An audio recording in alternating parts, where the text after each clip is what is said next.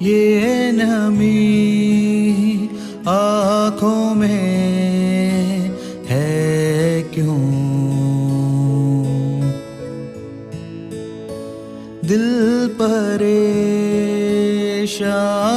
है आज क्यों। हर तरफ रंज है, खून है, हर तरफ प्यास है, भूख है। इन सवालों का है बस जवाब खुदा, तू खुदा। इन सवालों का है बस जवाब खुदा, तू खुदा।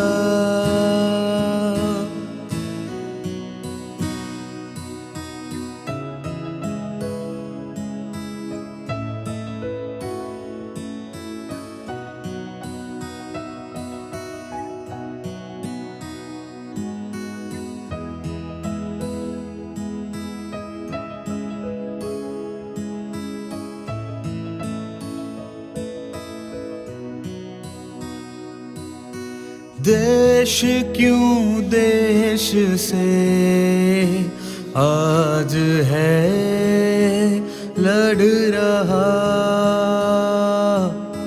भाई क्यों भाई से आज है बिछड़ रहा। ऐसी बातों से दे तू नज़ात खुदा, तू खुदा। ऐसी बातों से दे तू नज़ात खुदा, ऐ खुदा।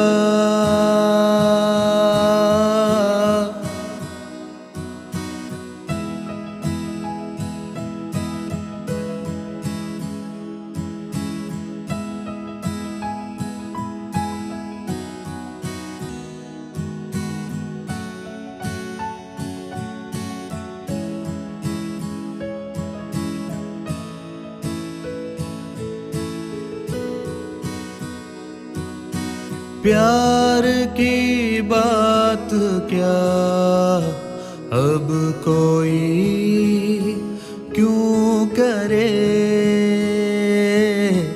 अब दिलों में जगह नफरतों ने ली है। प्यार का है खुदा, प्यार से भर दे सारा जहां। प्यार का है खुदा, प्यार से भर दे सारा जहां। ये नमी आँखों में है क्यों, दिल परेशान है आज क्यों। हर हर तरफ रंज है, खून है, हर तरफ प्यास है, भूख है। इन सवालों का है बस जवाब खुदा है, खुदा। इन सवालों का है बस जवाब खुदा है, खुदा।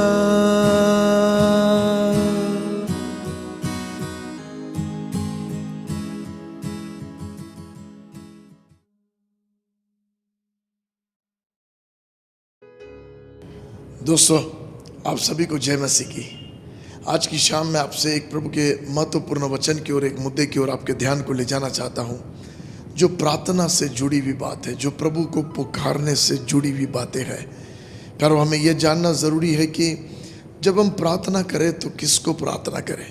कोई कहता है इधर प्रार्थना करें, कोई कहता है उधर प्रार्थना करें, कोई कहता है वहाँ जाकर प्रार्थना करें, कोई कहता है इस जगह पे जाके प्रार्थना करें। हम पुकारें तो किसको पुकारें?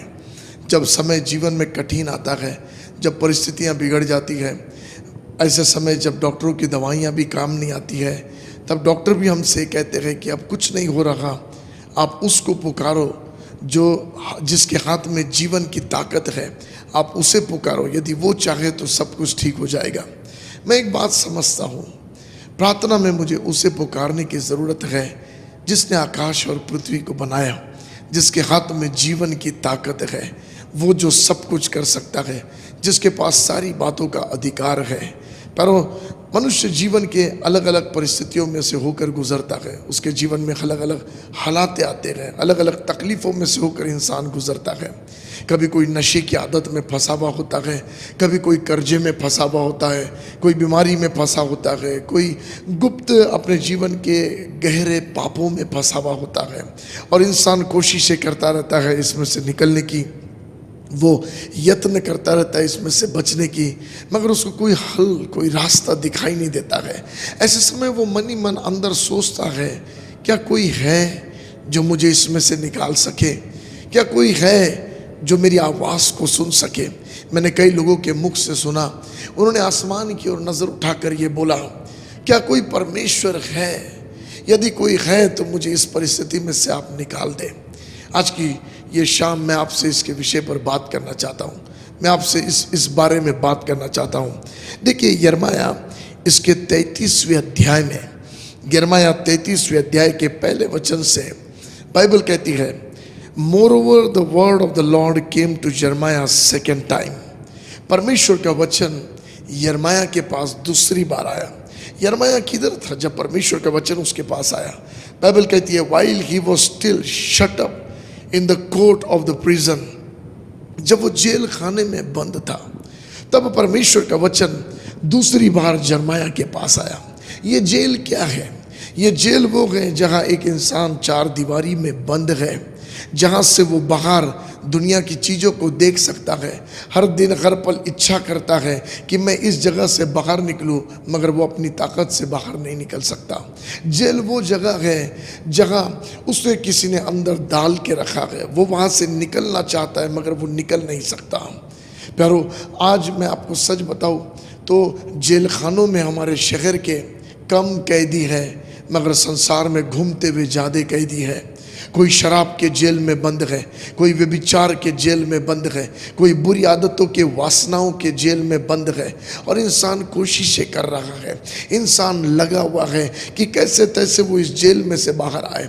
अंदर ही अंदर वो रोता रहता है, अंदर ही अंदर वो सोचता रहता है, कोई है क्या जो मुझे यहाँ से बाहर निकाल सकता है। वो बाहर की दुनियाओं को देखता है, लोगों को मुस्कुराते हुए, हंसते हुए, लोगों के खुशहाल ज़िंदगी को देखता है, और अंदर ही अंदर सोचता है कौन मुझे इसमें से निकाल सकता है।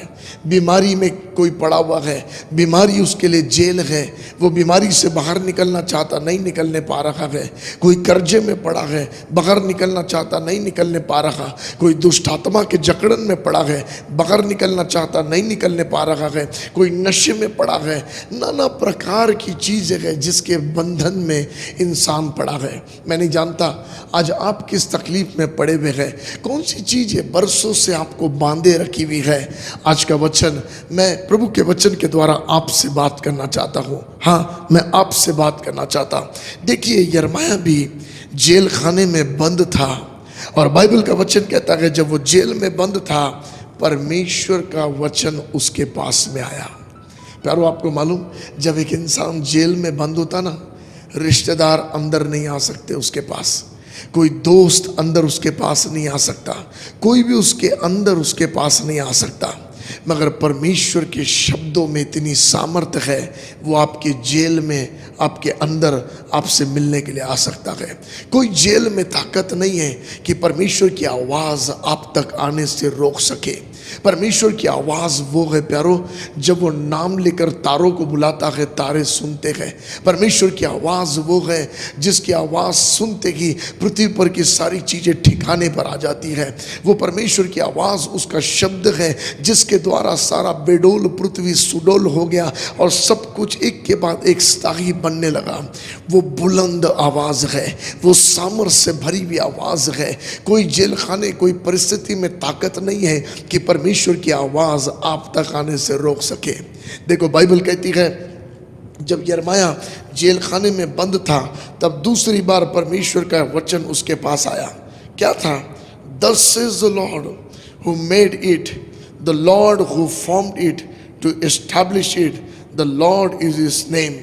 वो जो आकाश और पृथ्वी का बनाने वाला परमेश्वर है, वो जो सामर्थी परमेश्वर है, वो ये कहता है, call to me and I will answer. Jail में से जो यिर्मयाह ने आवाज़ सुना, आवाज़ ये थी, मैं आकाश और पृथ्वी को बनाने वाला परमेश्वर तुझसे कहता हूँ, मुझे पुकार और मैं तुझे उत्तर दूंगा। प्यारो, नंबर 1 मैंने आपको बताया, आपके जेल में इतनी ताकत नहीं कि प्रभु की आवाज़ आप तक आने से रोक सके। नंबर 2, आपके जेल में इतनी ताकत भी नहीं है कि वो आपकी आवाज़ को प्रभु तक पहुंचने से रोक सके। प्रभु कहता, मुझे पुकार मेरे बच्चे, तू जहाँ भी है मुझे पुकार और मैं तेरी प्रार्थना को सुनूंगा। ये कौन परमेश्वर है जो आपसे कह रहा है? सुनना बड़े ध्यान से। ये कौन प्रभु है जो आज आपसे कह रहा है कि मुझे पुकार? ये आकाश और पृथ्वी को बनाने वाला है। ये वो है जिसके पास जीवन की ताकत है। प्यारो, जब आप परमेश्वर के बारे में सोचो ना, एक बात याद रखना, कईयों ने आकर परमेश्वर होने का दावा किए, कईयों ने आके प्रभु होने की बातें अपने जीवन में दिखाई और कई लोग बहक गए। मगर आज मैं आपसे कहना चाहता, परमेश्वर केवल मात्र वो है जिसके पास जीवन की ताकत है। जिसके पास जीवन की ताकत नहीं, वो परमेश्वर नहीं है। यदि आप परमेश्वर की तलाश में हो, यदि आप उसके तलाश में हो जो आपको परिस्थितियों से बाहर निकाले, तब मैं आपको कहना चाहता हूँ, आपको परमेश्वर की ज़रूरत है। और वो परमेश्वर जिसके पास जीवन की ताकत है। बहुत सारे ये दुनिया में आए, बड़े बड़े काम किए, तकलीफ में पड़े हुए लोगों को उन्होंने बाहर निकाला, बिगड़े हालातों में से, बीमारी से लोगों को चंगाई दिया, कई सारी चीज़ें की, बड़ा समुदाय लोगों का उनके पीछे चला गया। मगर प्यारो, वो सब मर गए। और जब वो मर गए ना, वो मृत्यु को हरा नहीं सके, क्योंकि परमेश्वर एक अकेला है जो मृत्यु को हरा सकता है, उसके अलावा कोई नहीं है।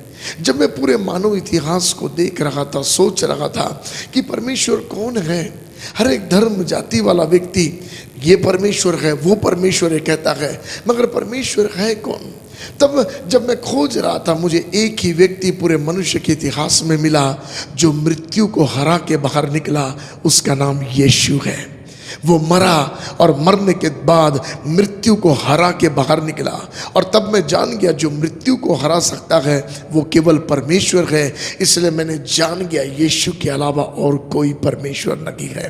प्यारों, मैं आपसे सच कहता हूँ, आपको पता, मेरा भाई विल्सन, उसको ब्लड कैंसर हो गया था। डॉक्टरों ने जवाब दे दिया, हमसे कह दिया हम परिवार से कि वो विल्सन 3 महीने से ज़्यादा नहीं जिएगा, उसको ब्लड में कैंसर हो गया है। पूरा परिवार दुखी था, एक दुख हमारे परिवार में छाया हुआ था। हम परेशान थे, माँ बाप सब परेशान थे। रात में रात उठकर विल्सन को देखते थे, विल्सन जिंदा है कि नहीं है, क्योंकि खौफ छाया हुआ था। विल्सन के लिए ये खबर हमारे कानों पर थी कि विल्सन 3 महीने से ज़्यादा नहीं जिएगा। मगर एक दिन Nagpur medical college hospital 23 number के वार्ड में प्राइवेट साइड रूम में विल्सन के बेड के आजू बाजू सब लोग मिलकर खड़े हुए और सब ने मिल के बोला, विल्सन क्या तू घर वापस जाना चाहता है? विल्सन ने बोला, हाँ मैं घर जाना चाहता हूँ। विल्सन से कहा, विल्सन क्या तुझे मालूम है यीशु मसीह ने तेरे बीमारी का इलाज कर दिया, यीशु मसीह ने तेरे लिए मार खाया है। विल्सन ने कहा, हाँ मैं विश्वास करता हूँ यीशु ने मेरे लिए मार खाया। जैसे विल्सन ने ये बातें बोली, पूरे परिवार के लोगों ने मिल के यीशु को पुकारा और कहा, जीसस जीवन आपके पास है, आप जीवन दाता है, विल्सन पर दया करो लॉर्ड, विल्सन को बचा लो लॉर्ड, उसकी बीमारी को दूर करो प्रभु यीशु मसीह। और जब मिल के सबने प्रार्थना किया, उसी दिन विल्सन को हॉस्पिटल से घर लेकर आ गए। डॉक्टर्स कहने लगे उसे ऐसा मत ले जाओ। घर के लोगों ने कहा, दवाइयाँ काम नहीं आ रही डॉक्टर साहब, यहाँ रख कर क्या करें? आपने कहा विल्सन नहीं बचेगा, यहाँ रख के क्या करें? और प्रार्थना करके विल्सन को घर लेकर आ गए। प्यारो, आज 30 साल से ज़्यादा हो गया मेरा भाई विल्सन जिंदा है, शादी हो गई, 2 बच्चे हो गए। उसके बाद किसी भी बीमारी से हॉस्पिटल में एडमिट नहीं हुआ। 2 साल के बाद जब उसे चेकअप करने ले गए तो डॉक्टर ने कहा उसे कभी कैंसर था ही नहीं। मैं आज जो आपसे कह रहा हूँ, यीशु के अलावा कोई परमेश्वर नहीं, अपने जीवन के अनुभव से मैं आपको बता रहा, क्योंकि हमने चख कर देखा है जिसके पास मृत्यु को हराने की ताकत है वो केवल परमेश्वर है और वो यीशु है। और वो परमेश्वर हमसे कहता है, तू मुझे पुकार। कहाँ हैं आप? किस हालात में हैं जीवन के? आपको आत्महत्या करने की ज़रूरत नहीं है। आप जो इस समय सुन रहे हैं, आपके मन में आत्महत्या के विचार हैं, प्रभु का आत्मा मुझे बता रहा है, एक जवान जो सुन रहा है, तुझे आत्महत्या के विचार मन में उठते हैं, मगर सुन, आज की ये शाम, आज की ये रात प्रभु यीशु मसीह तुझसे बात कर रहा है। ये रिकॉर्डिंग तेरे लिए हो रहा है और प्रभु तुझसे कह रहा, मेरे बच्चे, तेरे उसी हालात में आज तक तूने कुछ नहीं देखा, एक बार मुझे पुकार कर देख। मेरा नाम यीशु है, मैंने आकाश और पृथ्वी को बनाया है, मैंने आसमान को अपने बित्ते से तान के रखा है, मेरे नतनों के साथ से समुद्र सूख जाता है। एक मौका मुझे देकर देख, मैं तेरे जीवन को आशीष दूंगा, मैं तुझे ऊंचा उठाऊंगा, मैं तुझे धूली से उठाकर अधिपतियों के संग बिठाऊंगा। अपने जीवन के विषय में चिंता मत कर, मेरा क्या होगा, मैं कहाँ से खाऊंगा, क्या खाऊंगा। एक बार मुझे पुकार, मैं वो परमेश्वर हूं जो अति शीघ्रता से मिलने वाला यहोवा परमेश्वर हूं। प्यारो, आप मन में सोचते होंगे, परमेश्वर को पुकारने की जरूरत क्यों है? वो तो दूर से सारी बातों को जानता है। परमेश्वर तो वो है जो सब कुछ जानता है, तो परमेश्वर को मुझे प्रार्थना करने और पुकारने की ज़रूरत क्यों है? मालूम, जब परमेश्वर ने मनुष्य को बनाया, बाइबल कहती है उत्पत्ति में 1 अध्याय के 26वें वचन में, जब परमेश्वर ने मनुष्य को बनाया तो परमेश्वर ने मनुष्य को पृथ्वी पर सारी बातों का अधिकार दिया। ये परमेश्वर वो नहीं है जो हवाओं में बातें करता है, ये परमेश्वर वो है जो बोलता है तो उसे मालूम है मैंने क्या बोला है। और ये परमेश्वर ने मनुष्य से कहा, मनुष्य, समुद्र की मछली, आकाश के पक्षी, पेड़ पौधे, जंगली जानवर, रेंगने वाले जंतु और सारी पृथ्वी पर तुम अधिकार को रखो। सो प्रभु ने अधिकार दे दिया, मगर सामर्थ उसने अपने पास में रखा। मैं आपको उदाहरण से समझाना चाहता हूँ। मेरे पास में इनोवा, टोयोटा कंपनी की गाड़ी इनोवा मेरे पास में है। जिस दिन मुझे इनोवा की चाबी कंपनी वाले ने दिया, उस दिन से उस गाड़ी पर अधिकार मेरा हो गया, मगर उसे सुधारने का पावर मेरे पास नहीं है। यदि गाड़ी बिगड़ जाए तो उसे ठीक करने की सामर्थ्य मेरे पास नहीं है। वो पावर, वो सामर्थ्य टोयोटा कंपनी वाले के पास में है। अब मान लिया जाए अधिकार मेरे पास है, मैंने गाड़ी को इस्तेमाल किया, थोड़ा रफ रीति से इस्तेमाल किया और जाकर कहीं एक्सीडेंट कर दिया, गाड़ी टूट गई। ध्यान से सुनना, गाड़ी टूट गई और अब टूट कर मेरे घर के सामने पड़ी है। मेरा मित्र कोई आकर मुझे कहता, मोसेस तेरी गाड़ी खराब हो गई, उसको बनाता क्यों नहीं है? मैंने अपने दोस्त से कहा, विक्टर ये गाड़ी मैं इसलिए नहीं बनाता क्योंकि अधिकार मेरे पास है, उसे सुधारने की ताकत मेरे पास नहीं है, मैं उसे ठीक नहीं कर सकता हूँ। तब विक्टर मुझसे कहता है कि तेरे घर के सामने से मैं टोयोटा कंपनी के मैकेनिक को जाता हुआ देखता हूँ, मैं कल उससे बात करूँगा। तब दूसरे दिन सुबह विक्टर राह देखता है, जैसे टोयोटा कंपनी का मैकेनिक घर के सामने से जाता, विक्टर उसको रोक कर बोलता है, भैया आप टोयोटा कंपनी के मैकेनिक है ना? बोले हाँ। बोले आप ये गाड़ी सुधार सकते हैं ना? बोले हाँ। बोले आपके पास सुधारने का पावर है तो आप ये गाड़ी को सुधारते क्यों नहीं? तब उसने कहा, भाई साहब मैं गाड़ी को सुधार सकता हूँ, मगर जिसका अधिकार है ना वो गाड़ी पर, जब तक वो मुझे अनुमति नहीं देगा तब तक मैं ज़बरदस्ती से उसे सुधार नहीं सकता। आप समझ रहे हैं? परमेश्वर ने ये पृथ्वी पर अधिकार हमको दिया है, उसके पास सुधारने की सामर्थ्य है। वो रोज आपके जीवन को देखता है, मगर उस समय वो राह देखता कब आप मुंह खोलकर अपने बिगड़े हुए हालातों के लिए बोले, प्रभु मुझसे बिगड़ गया है, क्या आप मेरी मदद करोगे प्रभु? क्या आप मेरी सहायता करोगे प्रभु? और जैसे आप उससे मदद मांगोगे ना तो वो जो मैकेनिक है ना, वो मैकेनिक क्या कहता पता है? एक बार गाड़ी को कंपनी में लेके आओ, ऐसा चकाचक बना दूंगा कि कभी एक्सीडेंट हुआ पता भी नहीं चलेगा। आज प्रभु आपसे कह रहा, बेटा तेरी जिंदगी तूने कितनी भी बिगाड़ दिया होगा, नशे में कितना भी खराब कर दिया होगा, तूने व्यभिचार में अपने शरीर को कितना भी गंदा कर दिया होगा, बीमारी में तू कैसे भी हालातों में होगा, मगर सुन, एक बार मेरे हाथ में जिंदगी देकर देख, ऐसा सुधारूंगा कि कभी पता ही नहीं चलेगा कभी तू बिगड़ा था, क्योंकि वो मालिक है। एक बात और सुन लेना, इनोवा मेरी गाड़ी कंपनी वाला बनाने से और कंपनी में से निकालने से पहले उसने उसके पुर्जे भी बनाया, उसके स्पेयर पार्ट्स बनाया, क्योंकि उसको मालूम है जब व्यक्ति इनोवा लेकर जाएगा तो वो कहीं भी एक्सीडेंट कर देगा, और इतना बुरा एक्सीडेंट करेगा कि उसके पार्ट्स रिपेयर नहीं हो पाएंगे, तो नए पार्ट्स लगाना पड़ेगा। तो कंपनी वाला अपने कंपनी में स्पेयर पार्ट्स बना के रखता है। सुनो, यदि ये दुनिया का कंपनी वाला इतना सोचता है कि डैमेज गाड़ी के लिए स्पेयर पार्ट बना के रखना है, सो वो आकाश और पृथ्वी को बनाने वाला परमेश्वर, क्या उसे नहीं मालूम कि हम अपनी ज़िंदगी को कभी बुरे रीति से इस्तेमाल करेंगे?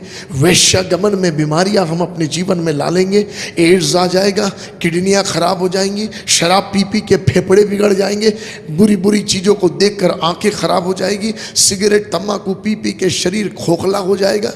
उसे मालूम है, मगर वो कहता, बेटा यदि तूने ऐसी जिंदगी खराब कर दी, एक बार मेरी कंपनी में मेरे पास तेरे शरीर को लेकर आ, मुझे पुकार, और जब तू मुझे पुकारेगा यदि रिपेयर ना हो तो मैं मेरे भंडार में से तुझे नए पार्ट्स ला कर दूंगा।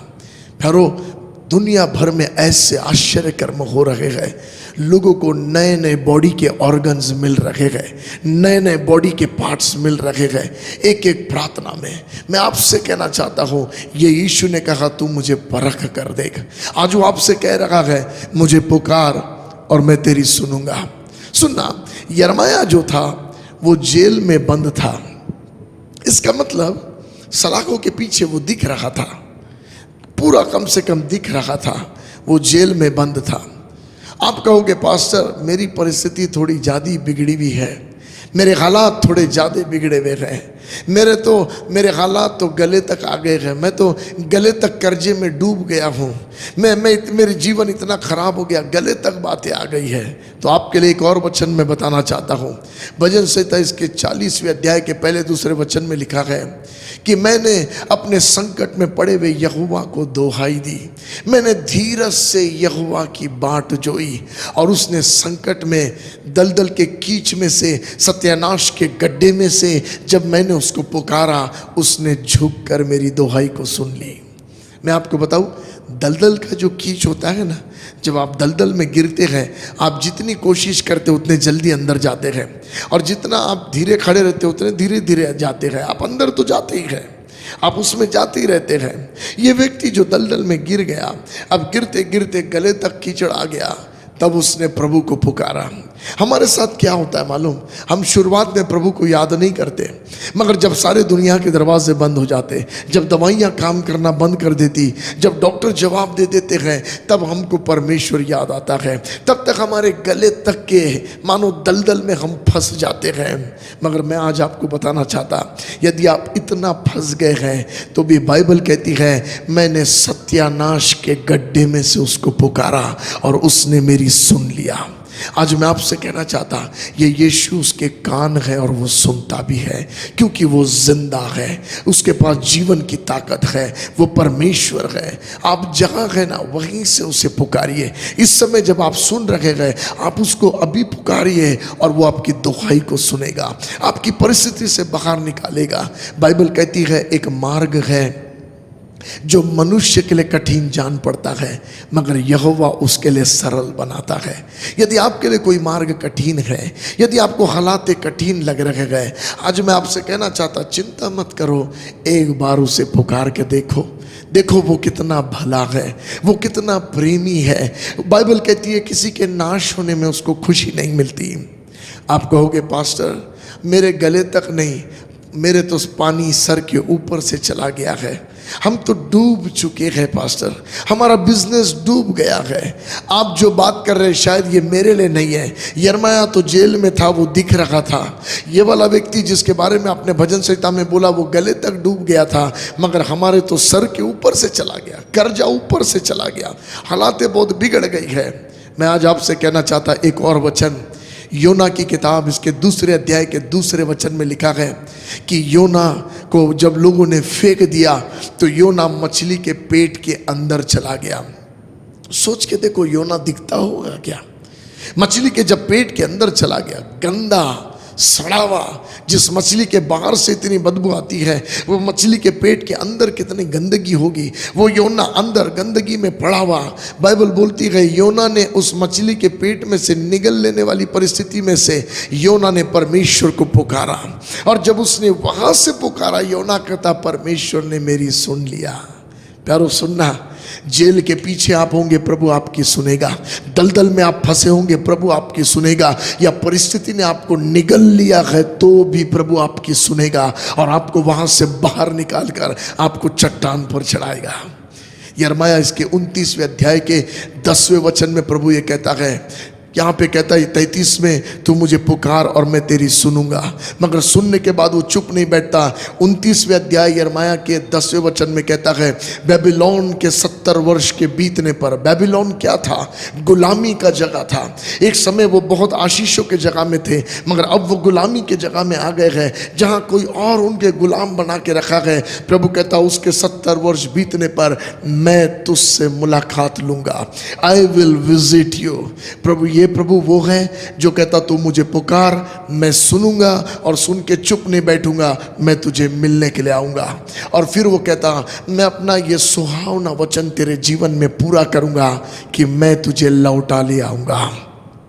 तू बेबीलोन गुलामी में आया है, मैं तुझे वापस आशीषों के देश लौटा ले आऊंगा। यदि आप कर्जे में आए हैं, आज यीशु आपसे कह रहा मैं तुझे भरपूरी में लौटा ले आऊंगा। यदि आप बीमारी में हैं, आज यीशु कह रहा मैं चंगाई में लौटा ले आऊंगा। यदि आप तकलीफों में हैं, यीशु कह रहा आनंद में लौटा ले आऊंगा। यदि आप आंसुओं में हैं, यीशु कह रहा मैं खुशियों में लौटा ले आऊंगा। मैं तेरे टूटे हुए परिवार को फिर से लौटा ले आऊंगा। एक बहन जो देख रही है, प्रभु आपसे कह रहा मैं तेरे पति को लौटा ले आऊंगा। जो तुझे छोड़ के चला गया है, मैं तुझे लौटा ले आऊंगा। मुझे पुकार मेरी बेटी, ये समय मुझ पर विश्वास कर। तू उससे प्यार करती है मगर उसने तुझे धोखा दिया है, मगर सुन मैं उसके दिल में काम करूंगा, मैं उसे लौटा ले आऊंगा। प्रभु आपके घर को रिस्टोर कर रहा है। बहन ये समय है आपके लिए, मुंह बंद मत करो मगर अपना मुख खोल के प्रभु को पुकारो, क्योंकि ये आपका समय है। मैं आपसे सच कहता, वो कहता है मेरे कान तेरी दुहाई की ओर लगे रहते हैं। आइए 2 मिनट हम प्रार्थना करेंगे। मेरे पिताजी, आपके बच्चे जो वचन सुन रहे हैं और इस समय जो आपको पुकार रहे हैं, स्वर्ग से उनकी विनती को सुनकर उनके जीवन में अपना पूरा काम करना, ये प्रार्थना मैं यीशु के नाम से मांगता हूँ। आमीन आमीन। प्रभु आपको आशीष दे।